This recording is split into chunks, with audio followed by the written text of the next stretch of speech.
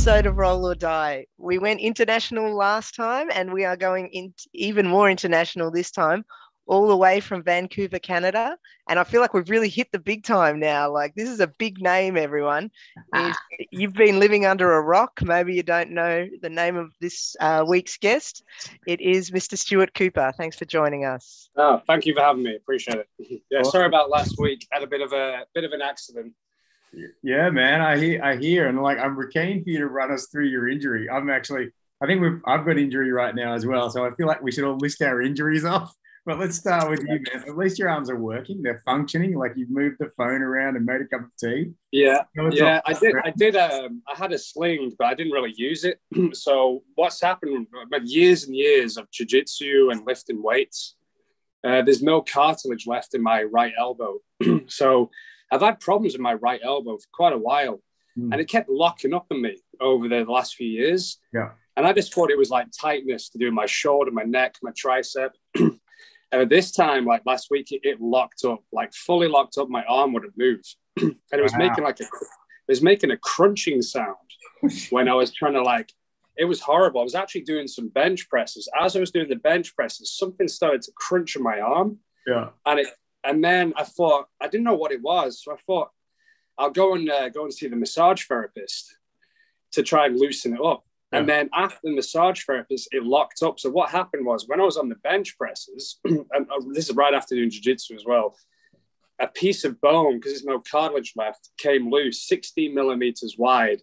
Wow. And then it was catching. But when I went to see the massage therapist, they pushed the bone into the joint. So my arm locked up. Oh, so wow.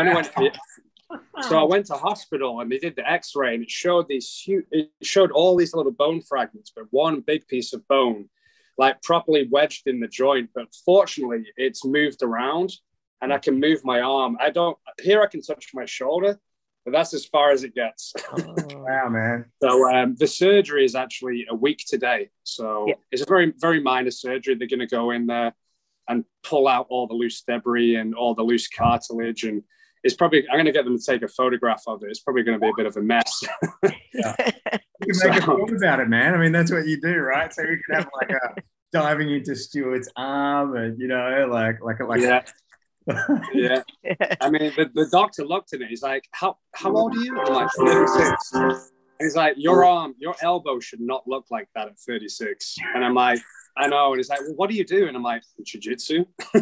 He didn't really know what it was, but yeah. I think they call it the gentle art, but I don't know how gentle jiu-jitsu is. I think for all of us, if they opened us up and had a look and had to clean out inside, they would have a lot of extra cleaning to do if you've been on the mats for a while. That's for sure. Like I don't know if you can see this, but this is my not good hand. This is my, just yesterday, right? I was rolling and jammed my finger into someone's, actually their torso. Like it was Mo. He's very muscled, but I just kind of jammed my finger in it and this whole knuckle is like swollen up and I can't, it's like my finger's fat. I can't clench my finger. Like, we're on this journey for injuries, It's like, yes, we are. Yeah. I mean, you're just going to weigh it up. I mean, you get a lot of injuries from doing jiu-jitsu, but you get a lot of good stuff out of it as well. And when I decided to do this full time, I kind of knew what I signed up for, So with bone on bone, right? Like that's something I've never understood. Like people say bone on bone, like it's a throwaway comment, right? Like I'm bone on bone. But then, like, how does that happen? Is that a series of injuries that result in bone on bone, or is that like just wear and tear? I think it's wear and tear because my right arm, I never actually. So years ago, the doctor asked me, goes, have you ever dislocated this arm? And I'm like, I dislocated my left arm and I actually had elbow surgery on my left arm years ago. My left elbow is fine. But my right elbow, I've never done anything to it. I mean, obviously I've been arm barred and Kimura in that arm over the years. So I don't think it's the jiu-jitsu necessarily. I actually think the wear and tear comes more from lifting weights over the years because I used to lift weights the wrong way. I used to go to the gym. Like I started lifting when I was 16. And that's why I think it's not a good thing to start lifting or doing even jiu-jitsu like too much too soon when you're younger because your body's going to burn out later on. Yeah. So that's why I'm interested in a lot of these young athletes. You're seeing some incredible jiu-jitsu athletes, train like professionals at like 16, 17.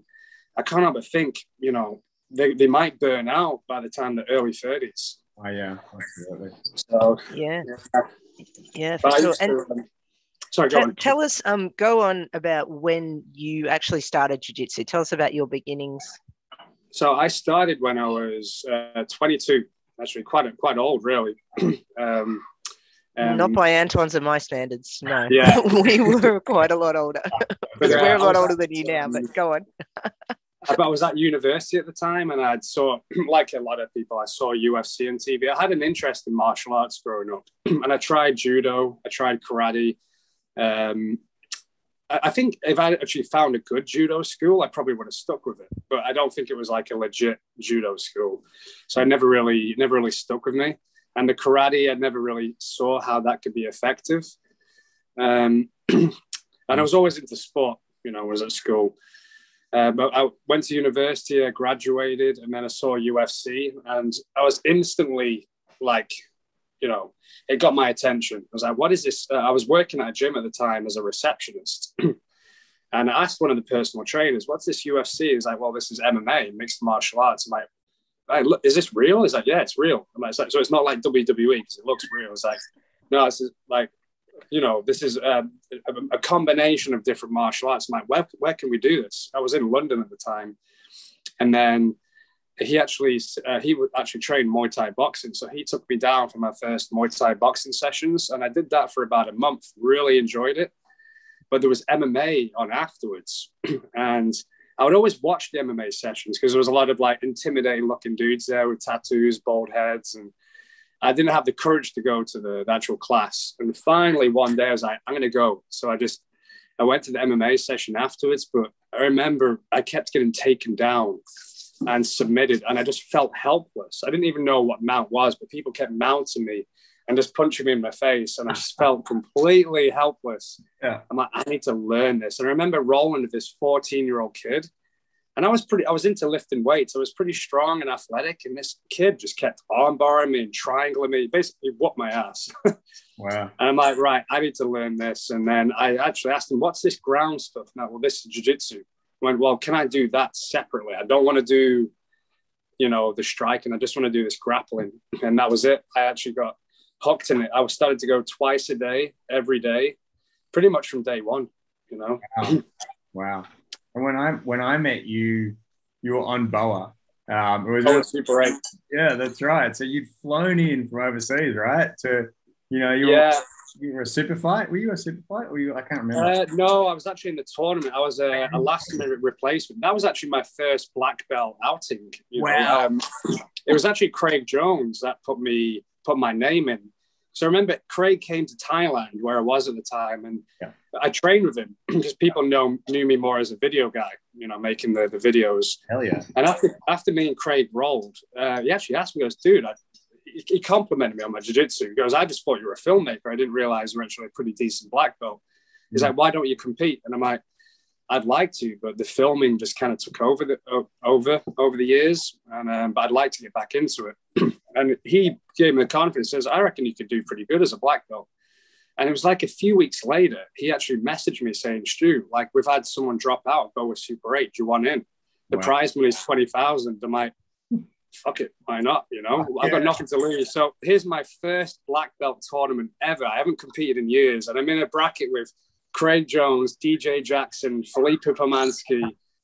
Gilbert Burns was supposed to be in it. Michael Perez, a few people dropped out, but I was in there with world-class black belts. But I was like, no, you know, I had nothing to lose. Yeah. And I actually won my first match against Pomansky. Yeah. And then I lost my second to DJ Jackson, but not by much. It was a close match. He beat me by, I think, like 2 points or something. Yeah. I was Howard driving you back. I drove you to the city or something because we lived in this, or you were staying in somewhere, and I was on the way home. And you were saying, you know, it was really great because I got to see that I could hang with those guys, you know, and you know, I just remember you reflecting on it. So yeah, it was. Yeah, I didn't know what to expect, you know, because there's black belts and there's black belts, and I knew how I'd done in training, you know, with you know, well-known black belts, but training's one thing and competition's something else. But what helped me in that tournament was my first match was Felipe Pomansky, and I didn't know who he was. I think he just won the no-gi worlds. Wow. I'd never heard of him. So I remember looking at going, oh, I've never heard of him. I should beat this guy. And then I actually won. But then my second match was DJ Jackson. I knew who he was. He was an 8-time world champion. So I went into that one a little bit like not sure, like a little bit not confident, you know. And halfway through the match, I'm like, I'm doing okay here. And then he passed my guard, and I got my guard back. So I kind of fucked up. But we're our worst enemy. Absolutely. Oh, yeah. Absolutely. It so gets in your own head, all of that stuff, all of that mental stuff, especially before a comp. So, yeah. Yeah, that was a good experience because it made me realize afterwards, you know, man, if I just believed in myself a little bit more, I reckon I could. I really believe I could have beaten DJ, you know? Wow. Yeah, awesome. He's a hard one to go up against, though. Actually, it's really, man. How do you sweep that guy? It was like 5'6", 88 kilograms. He ended up winning it. I think he beat Craig in the final. Craig pulled guard and got a negative, and DJ just, you know, stayed heavy on top and just won by a negative. Yeah. And Stuart, you're mostly known for your films, as you said. So tell us about how that came about. How did that happen? So when I went to university, got a degree, I got my first job in London, and I did not enjoy that job that I had in London. And I remember thinking, fuck, is this my life now? You know, sat behind a desk, 8 a.m. till like 6 p.m. doing something I hate, working for some guy that I don't like, doing something I'm not passionate about. And I was really into jiu-jitsu at this time. And that was the highlight of my day, 6:30 p.m. every day. I'd get on my bike, race to Roger Gracie Academy. And then I think I had this job for about 3 months. And in the end, I just packed it in. And I remember seeing my professor, just seeing how happy he was in life. You know, he didn't earn that much money, but he was doing something he loved every day, you know. And he was kind of an inspiration to me. I thought, like, what do? Do I have a job that I don't really like, but you kind of can get some money and or do something you really enjoy every day, you know? And so I just took up jiu-jitsu full time, decided to quit my job, moved back to my parents and started doing jiu-jitsu every day, twice a day. My parents were not happy with me. But then when I was a blue belt, I had an accident. My left arm dislocated. It completely went the opposite way. It was just a freak accident. From what I remember, I had someone's back and they were shaking me off the front. I posted my hand and it just completely collapsed the opposite way. So I was out for a year. Wow. So I couldn't compete. I couldn't train. I couldn't do anything. Mm.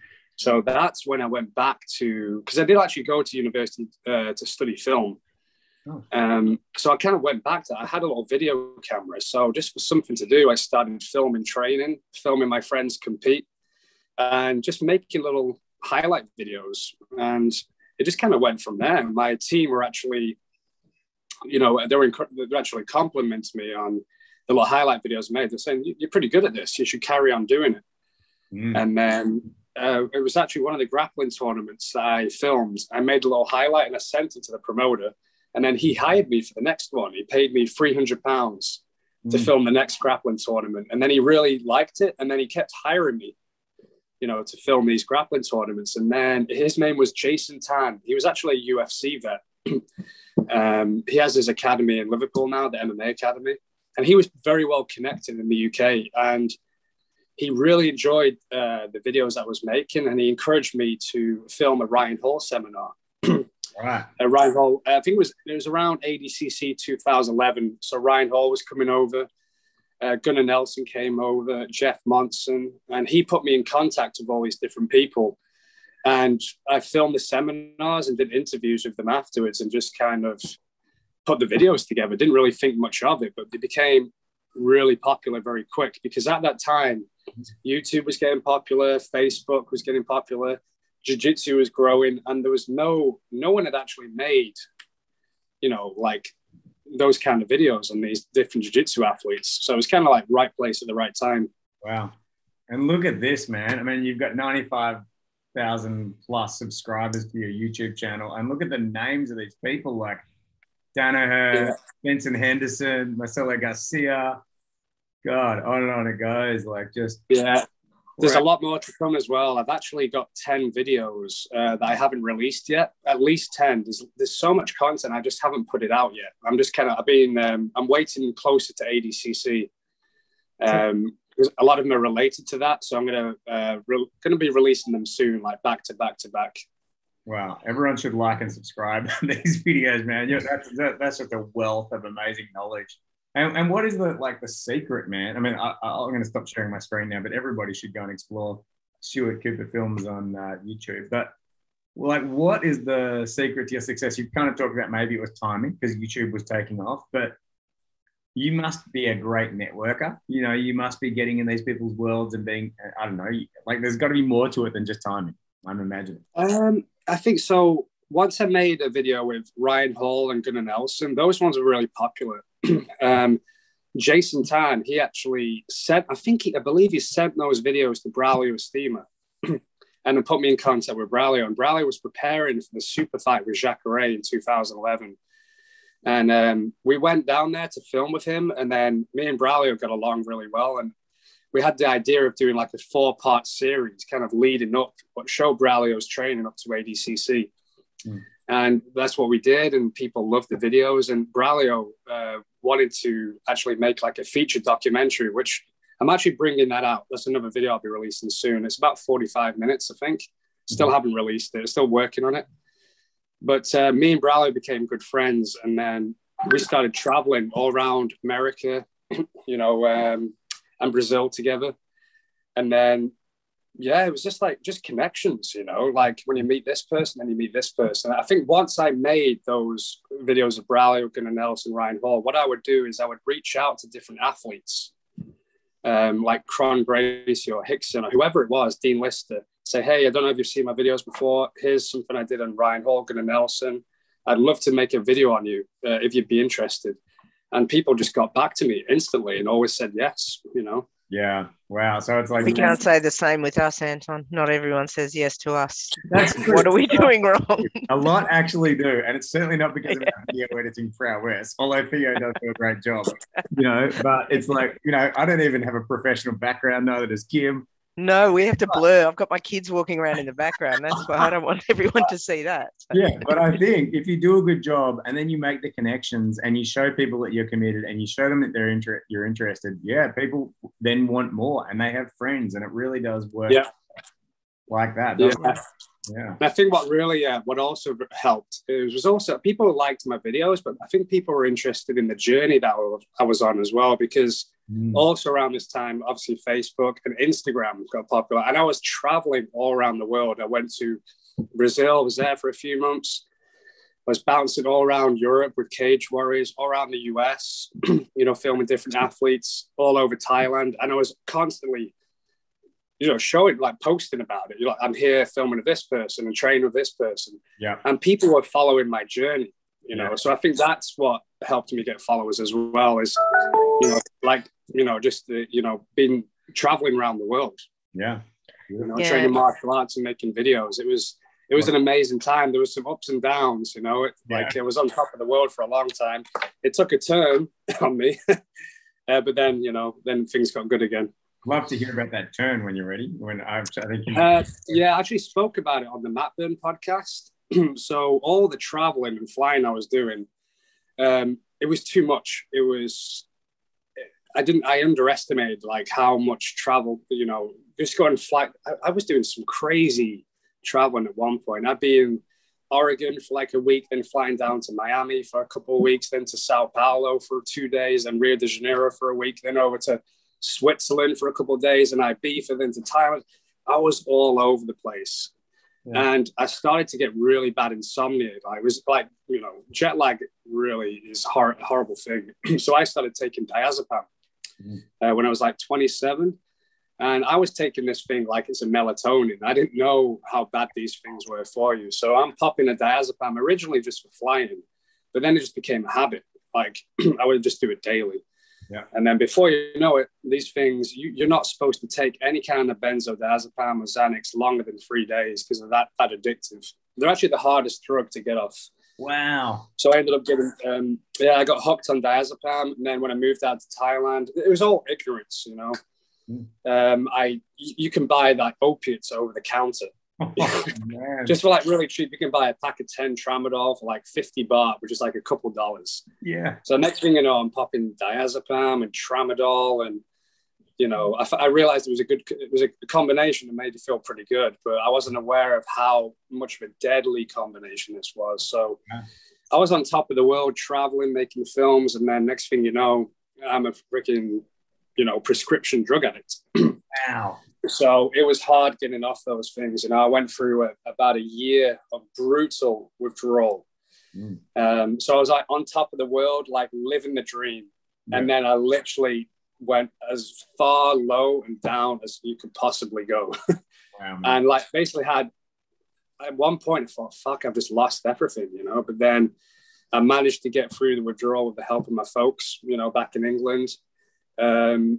And also I go into more detail on the Matt Burn podcast, where actually it took me a year to withdraw, slowly taper down off these drugs. But even when I was off them, my brain was just, I wasn't the same. It takes a while for you, you know, for you to come back to what you were. Like, I think it's called homeostasis for your brain to rebalance. And that's when I discovered psychedelics. I'd heard about ayahuasca and other things, but I didn't know these things actually help people with, you know, mental health issues, depression, anxiety, addiction, whatever it is. You know, I just thought it was something you do kind of for fun, for some kind of psychedelic trip. Because I remember I was off all the drugs, but I couldn't stop thinking about taking them. You know, I had this strong craving for opiates. And my energy was low, and then I was like looking up cures for addiction, and I kept coming across ayahuasca and ibogaine and things like this. So I remember, just managing to find through a few different contacts an ayahuasca ceremony in Denmark, and I don't know how that stuff works, but I was a shell of myself going there, and just 2 nights drinking ayahuasca. Boom. It just, I don't know what it did. It kind of rewired my brain, and all those cravings for drugs just gone in a weekend. That's incredible, man. Thank you so much for sharing. Wow. Wow. That is an amazing story. I mean, for one, I love your films, and I just find them so inspirational. I'm wondering, like, maybe some of your experience is why they are that way. Like, can you share with us how you actually kind of, I guess, put them together? Because you talked about the people that you meet, but a lot of them for me is just, I mean, I always feel so motivated after I watch one of your films. I just want to go and, you know, conquer the world. I think it's the questions asked, because I'm asking as a fan, you know, from a fan's perspective. Like, one thing I was always, even when I got to purple belt, I was a good purple belt that would give normal black belts a hard time. You know, I could get a sweep here, a guard pass there, you know. But then I'd roll with someone like Braulio Estima or Marcelo Garcia, and they would just run me over. It wouldn't even be, they would do it effortlessly. And it would just be in my head, like, how? Like, I don't understand how you can get that good. Like, it was just so beyond me. So a lot of the time I just ask him, like, how do you, what is it? What are the ingredients to get to your level? Because I want to know, you know, I want to achieve this one day. So these are kind of questions I ask. And also, like, how did you, you know, because I love jiu-jitsu so much, how did you make this a profession? You know, when, you know, in this society, as soon as you've got to get a job, like in a bank or a hospital, whatever it is, like, you know, I had this, trying to tell my parents that I wanted to have jiu-jitsu as a career. I didn't really have a reference at that time. So I think these kind of questions and, like, you know, the answer they give, I think that's, you know, what kind of resonates with people.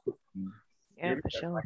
You ever get like nervous? Like, and I guess I mean that, like, we're fans, like, for example, of yours, but there's no nervousness because you're an easygoing, down to earth person. And like, we are pulling great stuff out of you, just like you pull great stuff out of other people. Like, sometimes it clicks, sometimes it's very easy. But do you ever experience, like, I've flown all the way to meet this person and something's just not quite working here, and then you're off guard, and then it's not, you know, do you have good and bad? Or is I would definitely, when I first started doing it, I was very nervous around some of these people, like Braulio Estima and Cyborg Abreu, and, you know, especially when I was younger, you know, like in my, you know, mid-20s, meeting these, you know, world championship black belts, and you just look up to them like they're some kind of god, you know. Yeah. So I was very intimidated by these people, but you know, as I got more experience and as the years went on, I just kind of like, oh, they're just normal people, you know. They're just really good at what they do, and they've dedicated themselves to that job. And yeah, one thing I've learned from these people that there's a lot of ingredients, but I think the biggest thing is long-term consistency and just enjoying it. You know, the people that get the best at jiu-jitsu are the people that just really love it, and they just do it every day because they want to do it every day. It's not a chore for them, you know, and they never take days off. They're just they're kind of obsessed by it. And who would you say would be the most memorable person that you've met or that you've worked with, or a couple of them? Definitely for me, Braulio and Marcelo Garcia. Yeah, I really enjoyed it. Braulio was just he's just a fun person to be around. I've not seen him for a few years, but every time I see him, it's like, you know, because we spent so much time together, it's like it's like we saw each other last week, you know. He's like a good energy, a really fun person to be around. And Marcelo, I just loved. He was just like the nicest person you could ever meet, you know. Yeah, just and seeing what I like about Marcelo, he's not really big on social media. He's very respectful and humble. You don't see him saying anything negative online. He's not really online. It's someone else that does his social media. He just loves jiu-jitsu. He loves his family, his wife. He just likes to stay with his wife and his family and just go to class and teach jiu-jitsu and be with his students. And that's his little thing, you know. And he's perfectly content doing that. You know, I'm not a big fan of, I love watching Gordon Ryan. He's my favorite person to watch grapple because he is the best, I think. But God damn, some of the stuff he comes out with. I think he's going to regret it when he's older. If you got the opportunity to work with Gordon Ryan, would you do it? Like, is there an integrity issue for you around that? No, I would actually. I used to think, would I want to work with this guy? But actually, yeah, I probably would. I'd be interested to talk to him. Yeah.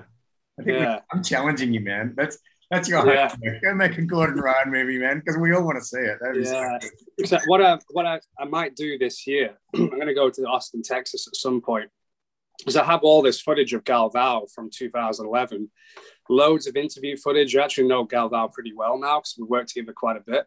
Yeah, I'd like to do my own, because I know Flow Grappling are going to do their own version, but like a countdown to ADCC. I have all the Andre stuff ready. I just need to get Gordon Ryan's side. So I'm just going to make my own little version. Oh, man. That would be cool. But it'd be cool to get to know Gordon. Like, I'd like to know, is he real? Like, what is like behind the camera, you know? Yeah, it's like, is he like Colby Covington, like a facade? Exactly, yeah. We don't know, Yeah, absolutely.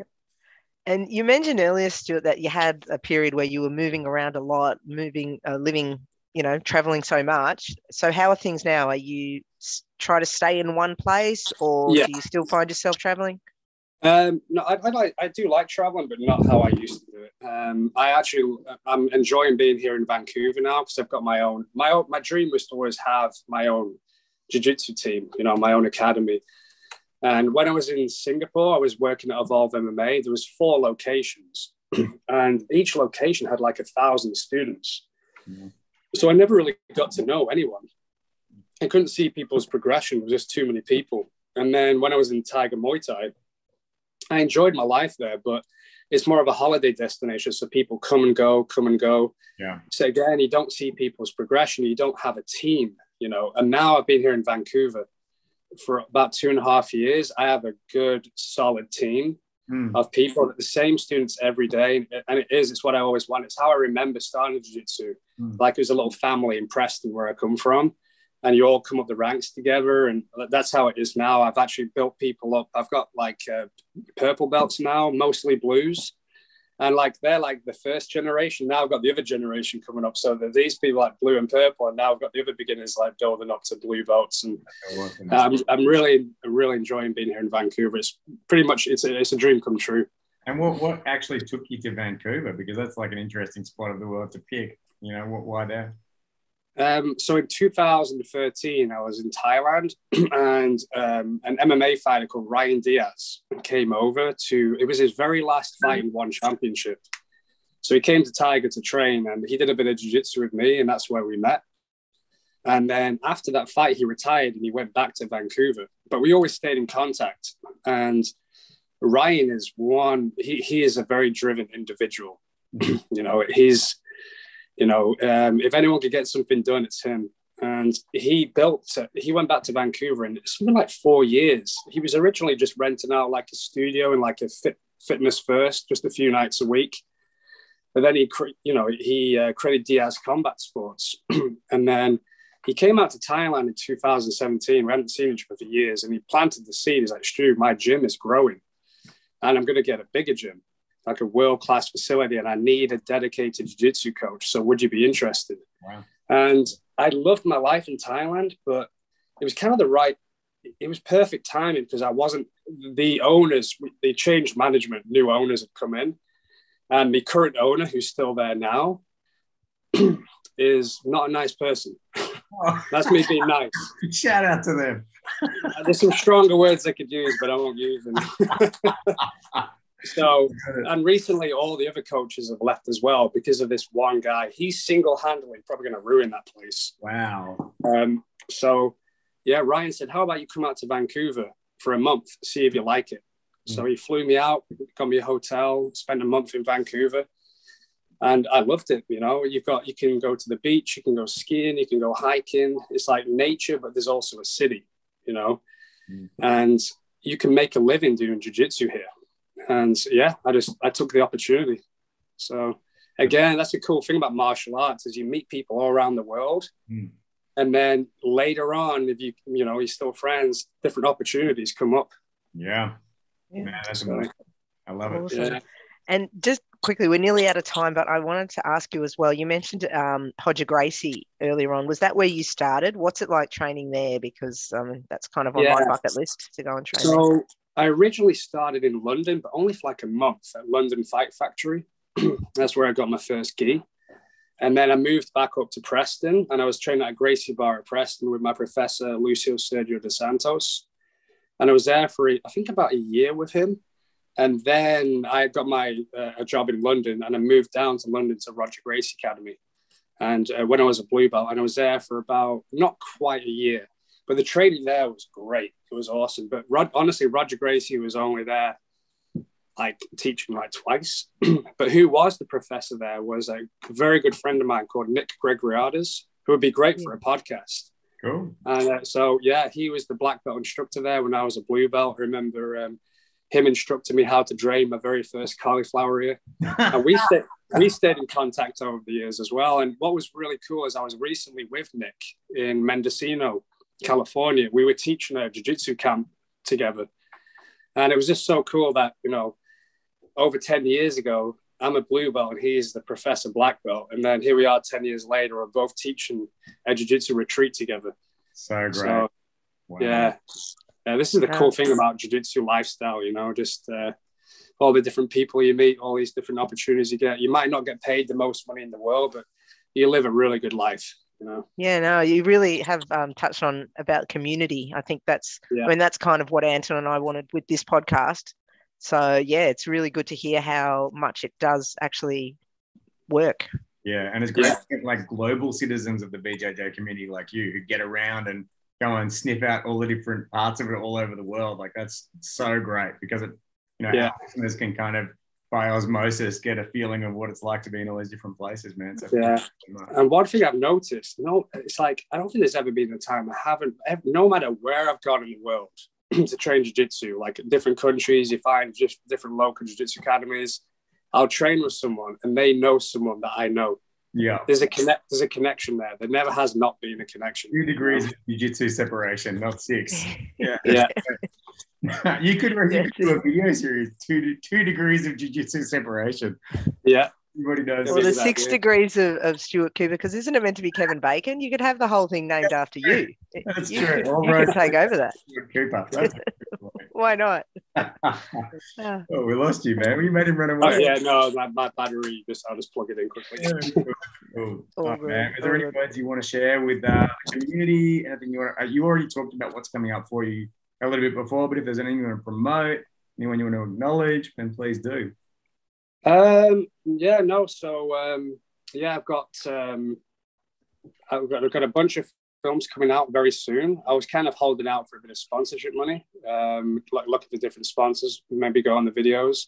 Because I spent a lot of time putting these videos out, but I've got a really good documentary, Brawley Steamer, coming out at some point. Andre Galvao and his like ADCC accomplishments. God, I can't remember off the top of my head. I've re-edited my Marcelo Garcia documentary, which I put out years ago, but it was terrible.